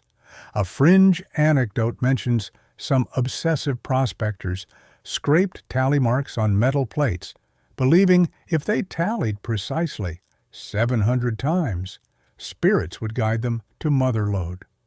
Scholars still argue whether this was widespread or confined to a handful of eccentric collectors. but the image of a man obsessively marking days until enlightenment seems fitting among these ruins. Just then, a strong gust gusts through the camp, flattening a loose board against rotted shack and sending up a cloud of dust. You step back, squinting at swirling motes, dancing like restless sprites in the morning light. It's a subtle reminder that time here is cyclical wind shapes, shadows and memories swirl like dust devils, refusing to settle. You feel that familiar pull, the sense that even the air here carries stories bound to these ashes and stones. Task complete, like a seasoned prospector finishing a shift, you heft your pack and set your gaze on the next abandoned cabin whose door beckons. You steel yourself knowing each step digs you deeper into a tapestry of minor routines, lonely dinners, makeshift lounges, and whispered ghostly legends. As you move on, the whistling wind follows, reminding you that ghost stories often begin with empty camps and flickering fires, where imagination takes embers and breathes life into shadows. You tighten your grip on the flashlight and step into the yawning tunnel just beyond the collapsed cabin, the wood beneath your feet groaning in protest. The air is thick with the scent of damp earth and rotting timber. Each inhalation feels like sipping history itself. You remind yourself to keep breathing through your nose, because mouth breaths only stir up more dust. As you advance, the tunnel narrows until you must turn sideways, sliding along the jagged timbers that brace the passage. The beam of your flashlight slices through the darkness, illuminating pickaxe marks etched deep into the quartz-veined walls, each groove a testament to a miner's relentless effort to pry gold from granite. A light joke dances to the tip of your tongue. Imagine writing your memoir, one pickaxe swing at a time. Talk about commitment. The rhythmic drip of water echoes around you like a leaky faucet in a subterranean apartment. You pause, letting the echoes settle in your ears.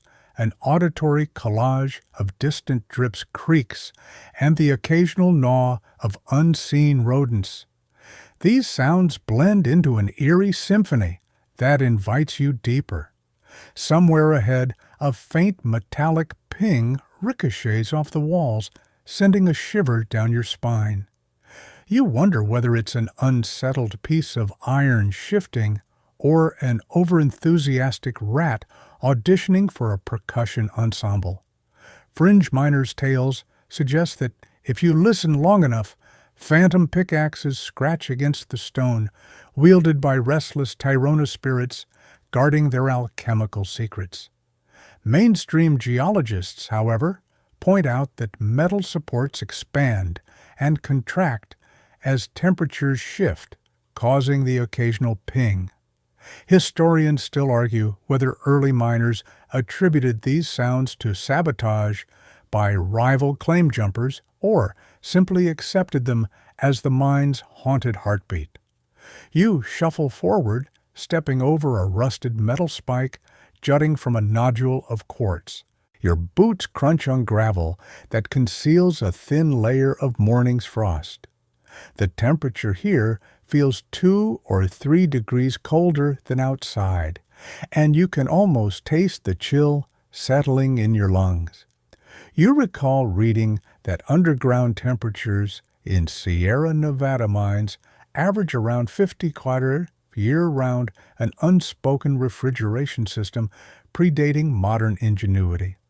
Historians still argue whether miners viewed that subterranean coolness as a blessing during sweltering summers or a curse in bitter winters, but diaries from the era mention sweat and frostbite in the same breath. Your flashlight beam catches a flicker of movement ahead, a cluster of old pickaxes leaning against a timber support. You step closer, heart-thumping, and realize they're not piled neatly, but staggered some handles, broken, others missing heads entirely. How many miners grab these tools in panic during a collapse, never to return? A quirky rumor flits through your mind. Local lore claims that hidden Tayrona ghosts borrow picker bits from the pile to craft miniature forges in unseen chambers. Archaeologists scoff, noting no evidence of smelting within these tunnels, but fringe metallurgists counter that a secret Tayrona enclave could have remained hidden from early explorers. Scholars still argue whether any artifacts discovered here are genuinely ancient Tayrona relics or modern fabrications intended to boost ghost tourism. You reach out and lift one pickaxe, carefully testing its weight. The wooden handle is splintered but sturdy, and the iron head, though rusted, feels cold to the touch. You imagine a miner named Hank or Jane swinging it in the damp gloom, sweat beading on their brow as they carved every chip of rock. That thought brings a light joke to mind.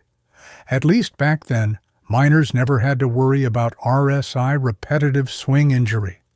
You place the pickaxe back, mindful not to disturb its precarious balance.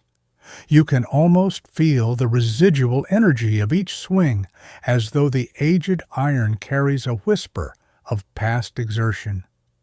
You roll your wrist, noticing that the motion sends a cascade of tiny wood splinters onto your jacket. You should really wear gloves next time.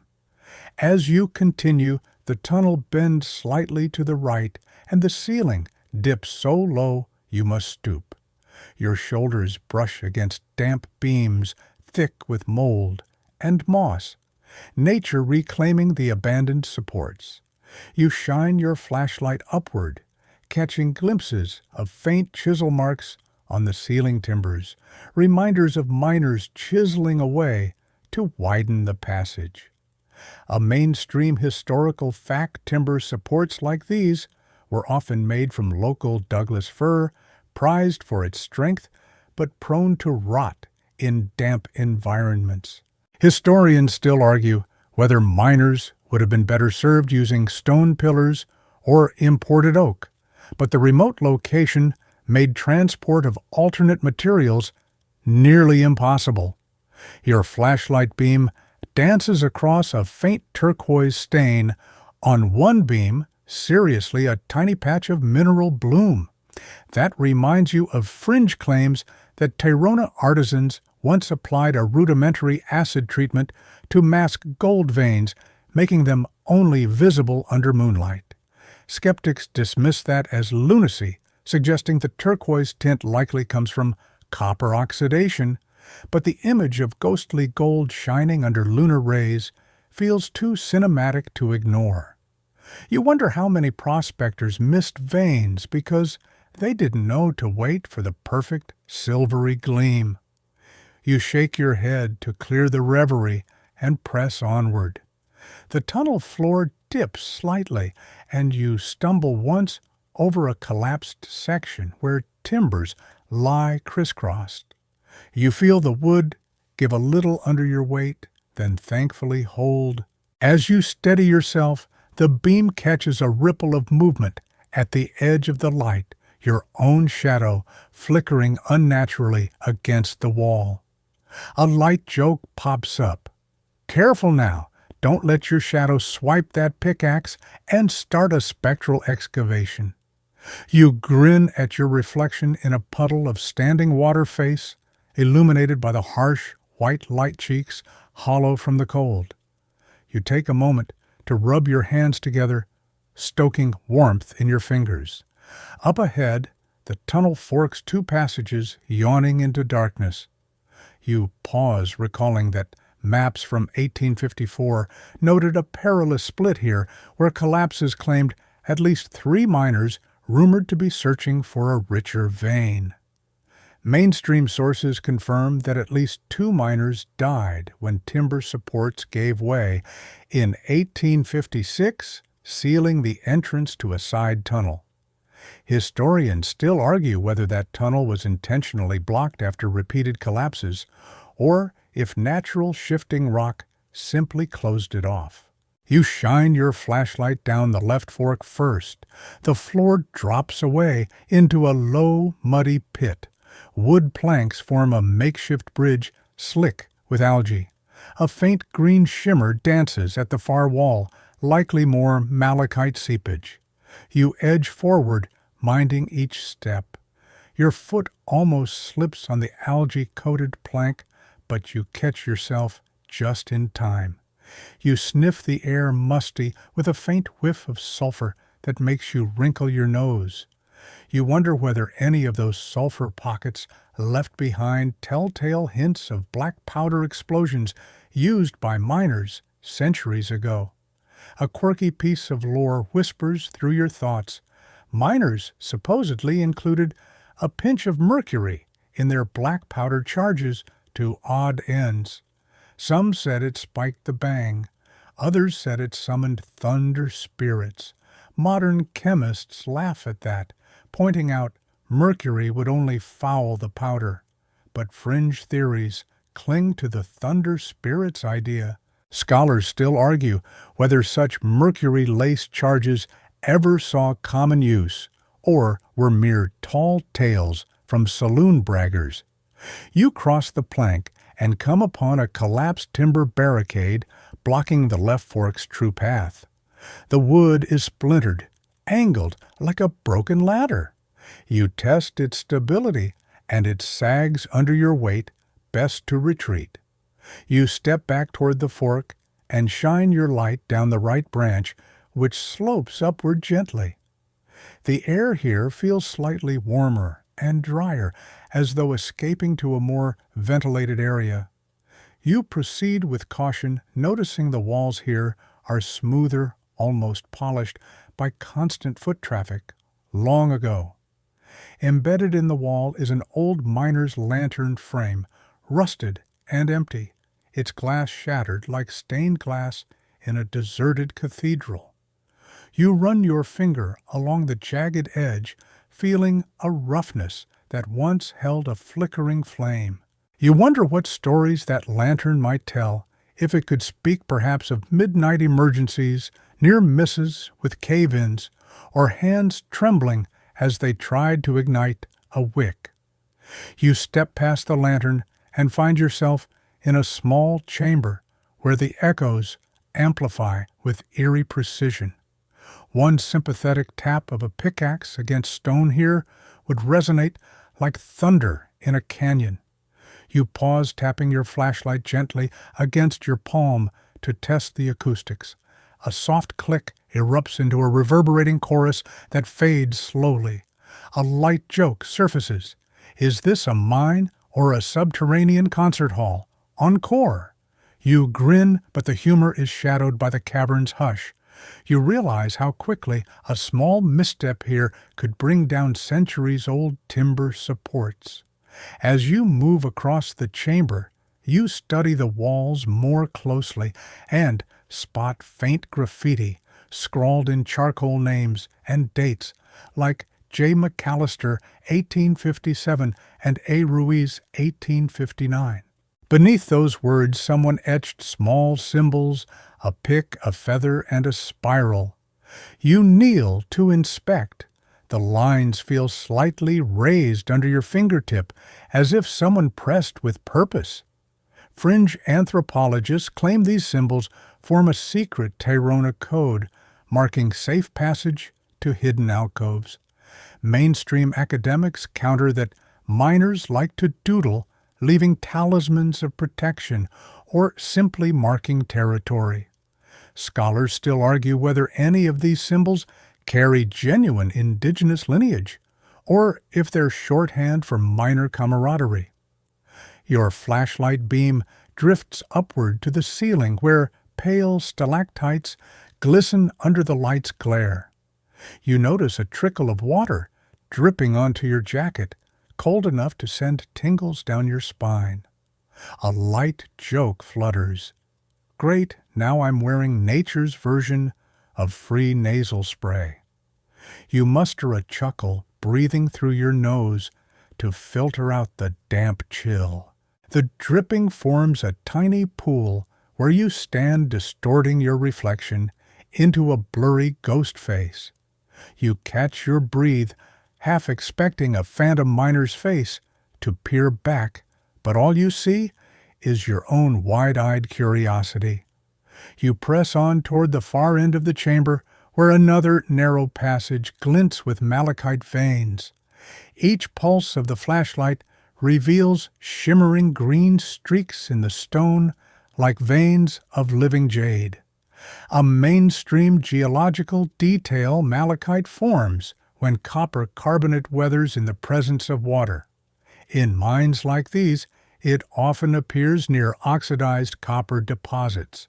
Fringe storytellers suggest that Tayrona once worshipped malachite as a conduit to the spirit world, painting it onto ceremonial masks. Historians still argue whether Tayrona rituals involved malachite usage or if that notion borrowed from Aztec and Mayan practices further south. You edge closer to the malachite seam and feel a soft breeze brush your hair, unexpected this deep underground. The tunnel arcs slightly upward here, and you note a faint draft escaping through unseen fissures. You place a hand on the cool wall and inhale the scent of wet stone and algae, grounding yourself before pushing onward. Your flashlight beam flickers as if blinking in exhaustion, so you switch batteries again, mindful of the lingering ping earlier. With a steady beam, you navigate a slight climb and arrive at a collapsed wooden walkway spanning a low drop of 3 feet. The wood looks fearful, nearly rotten through. You check the far side, catching a glimpse of another chamber beyond its floor smooth and seemingly undisturbed. You pause to assess risking the crossing without stabilization could invite disaster. You could crawl across, but even that might break the boards. A quirky notion surfaces maybe a Tayrona spirit will hold the wood steady for you, unlikely, but a nice thought. You test a small corner of the walkway with a tentative toe, and it crumples inward, affirming your decision retreat and find another route. You step back careful to avoid tripping over a hand-carved wooden post that stands like a mute sentinel. Its surface is etched with faint overlapping runes, similar to those in Chamber D7, a reminder of interconnected lore. Scholars still argue whether those runic carvings link to Tayrona iconography or represent a miner's imaginative shorthand. Turning around, you retrace your steps out of the chamber, the echoes collapsing inward behind you like a sigh of relief. Or is it a lingering exhalation from miners long gone? As you navigate back through the fork, the metallic ping from earlier sounds again, followed by a faint scuttle rodents, most likely. You shine the beam toward the noise and catch a flash of beady eyes before a small critter vanishes into a crevice. A light joke drifts. Well, at least I'm not the only one here, hunting for gold or cheese. You push onward down the main corridor, each step stirring echoes that underscore the mine's hollow silence. The moisture coating the walls causes your jacket's fabric to stick slightly when you brush past. You run a hand through your hair, pulling out a thin strand of cobweb that clings to your sleeve. You pause to wipe it on your pants, recalling how miners used cobweb silk as an improvised bandage for minor cuts, a quirky medical tidbit found in a few old mining manuals. Historians still argue whether miners genuinely used cobwebs or if that came from frontier doctor legends. Some anecdotal accounts attest to its use for superficial wounds, but nothing conclusive exists. At last you glimpse the faint glimmer of daylight streaming through a small fissure far ahead. Your pulse quickens as you move toward the natural skylight. The tunnel widens, and you stand at the threshold of another collapsed entrance, slanting boards, partly blocked by boulders. You step onto dry ground once more, where cool air rushes in, carrying the scent of pine and crisp mountain morning. You pause blinking as your eyes reacclimate to the brightness. Behind you, the tunnel recedes into darkness, silent once more, but still brimming with echoes. You bend down to pick one last pickaxe from the cluster you passed earlier. This one lies half buried in gravel, its handle worn smooth. You run a finger along its length, feeling the grooves worn deep by countless swings. You wonder if that pickaxe ever belonged to someone who spoke a Tayrona tongue or dreamt of forgotten mountain spirits. A mainstream fact by the early 1860s, most picks here were forged locally from iron quarried in nearby hamlets, not imported from Sturgis or Philadelphia, as some miners boasted. Historians still argue whether local blacksmiths matched Easterners' craftsmanship, but they agree that the distinct markings on some pickaxe heads can trace them to specific forges. You lift the pickaxe over your shoulder, the cool iron heavy in your hand, and step out into the morning light, feeling as though you carry a piece of this mine's pulse with you. The sun warms your face, and you exhale, letting the chill recede. Above you, the sky is a clear cerulean, as if the world above missed everything that transpired below. For a moment, you allow your mind to rest on the twin symphonies of echoes and pickaxe pings, knowing that though you leave this tunnel behind, its resonance will linger in your dreams, a gentle reminder of the names, tools, and spirits that continue to carve their stories in the heart of the Sierra Nevada. You wait until dusk drapes the sky in indigo velvet before retracing your steps toward the mine's yawning entrance. The mountain air cools rapidly, and you pull your jacket tighter as you ascend the faint trail, the crunch of gravel underfoot, sounding louder in the hush of evening. Remember how the pickaxe's ping echoed like a heartbeat through those tunnels. Tonight, you carry that memory with you, anticipating another symphony, this one woven from voices long silenced. You doubt you'll meet living miners after dark, so whatever you hear must come from somewhere else. As you approach the entrance, owl calls puncture the stillness, low resonant notes that bounce off rock faces before fading. You step into the shaft's mouth, your flashlight beam cutting a narrow arc through the gloom. The timber supports you, last saw in daylight now, appear skeletal and ancient, their grain blackened by moisture and rot. In the distance, a shaft of moonlight pierces the darkness, revealing floating dust motes like tiny lanterns adrift in an unseen current. You inhale, tasting the tang of mineral-rich air mingled with pine smoke from a distant campfire left intentionally burning to ward off critters. A light joke surfaces. If those critters had ears for music, they'd probably still choose the campfire's crackle over phantom choirs. You step deeper, each footfall stirring echoes that cascade along pickaxe scars and malachite veins. The temperature drops sharply, near freezing you reckon. Mainstream records tell us subterranean temperatures here hover around 45 to 50 degrees year-round, so the chill feels perfectly normal, if a bit nippy for your hoodie. Historians still argue whether miners embraced that coolness as respite from summer heat or suffered nightly hypothermia in winter shafts, but the consensus is that many prospected with no thermal gear beyond wool blankets. You adjust the beam of your flashlight to sweep the circuitous timber supports, noting how the pale moonlight glints off damp surfaces, rendering them almost ethereal. A faint hum resonates from deep within drawn-out melodic, nearly a whisper, but distinct enough to unnerve you. Your pulse skips.